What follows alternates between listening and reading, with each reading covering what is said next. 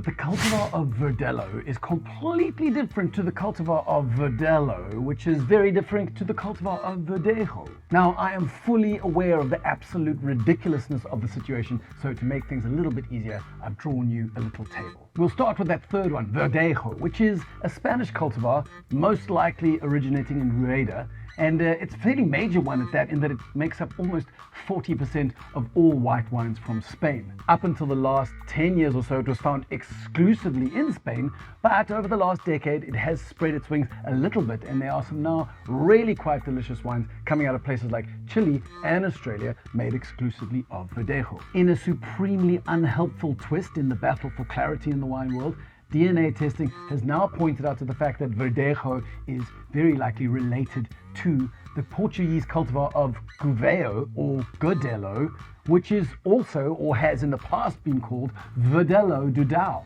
But it is in no way related to either Verdelho or Verdello. Secondly, on the table we have the double L Verdelho, which comes from Umbria in central Italy. And like all of the grapes on this table, Verdelho double L is not in any way related to Verdejo with a J or Verdello with an LH. Thirdly, and probably most relevantly for today, we get to the Portuguese cultivar of Verdelho with an LH. Now, this cultivar is, as I said, from Portugal and most famously used in the wines of Madeira. But there are also some excellent examples coming out of both the Loire Valley and certain parts of Australia. Interestingly, according to José Vuyamo, the cultivar of Verdelho is particularly suited to the really hot, dry region of Alentejo down in southern Portugal, because it somehow manages to retain its own very refreshing natural acidity when other cultivars just fail dismally. And this is partially why it's of great interest to South African grape farmers in hot areas like Calitzdorp in the Kleine Karoo in South Africa.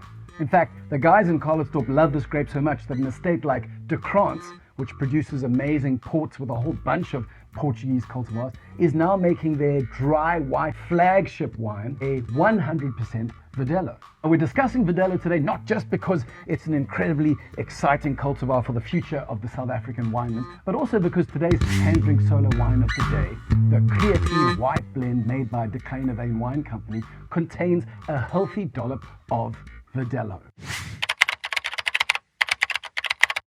The Kleine Wijn team are made up of the husband and wife pair of Anya and Wynand Grobler, who deal with a fascinating mix of vineyards and cultivars and vignerons across the South African winelands. And they collect fruit from all these little parcels and bring them back to their cellar in order to produce a range of wines that really are as fascinating to behold from the outside as they are to drink. Now, perhaps part of the reason that this range of wines all look so disparate is because Anya and Wynand choose completely different designers for each particular wine, so that this designer can come at the project with completely fresh eyes and really come up with a unique concept that pairs both the artwork to the wine. So one might say that Wynand and Anya are in fact curators not only of the art on the bottle, but also the art inside the bottle. The Kreatuur White Blend is a fascinating cultivar mix of Grenache Gris, Grenache Blanc, Verdelho, and Muscat d'Alexandrie. Now, all of these cultivars are grapes that we've explored at the HandrinksSolo Wine Club, and we've dubbed them climate change cultivars because they have a track record of thriving in South Africa's increasingly hotter and drier Western Cape winelands. Now, to prove this point, all of the grapes that went into this Kreatuur White Blend are farmed in a dry land manner. This is to say that the vines do not receive any irrigation whatsoever, and the only water that they do have access to is either that which is already underground or from the rain that falls during that vintage. The kind of concept or belief that underpins dryland farming is that if the vines cannot survive and thrive in the natural weather and climate of the area, then they don't deserve to be planted there in the first place. This whole dryland farming thing is a fascinating subset of regenerative agriculture that doesn't get discussed much, but I think is hugely important when it comes to deciding what the future of the South African winelands should actually look like. Now, when we finally get into the glass to see what it's all about, well, we're greeted by a really interesting salty, sweet, sour combo. So up front you have these elements of sourdough and also a flinty, reductive gravel element. Then layered over that is a slightly more mysterious sort of sourdough moodiness, really. And that layer is kind of just porous enough to allow these rays of sunshine pineapple to sort of poke through those more savory elements.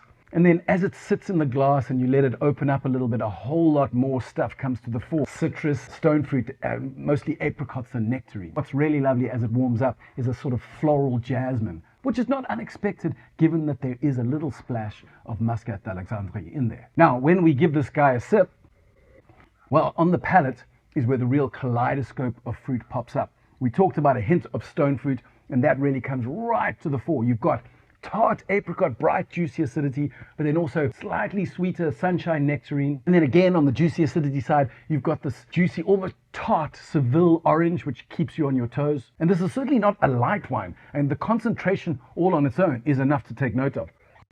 But a step beyond that, there's a whole lot of citrus pith elements as well, which make it not only concentrated and quite impressive on the palate, but also beautifully textured towards that tail end where you get a hint of that dry pith.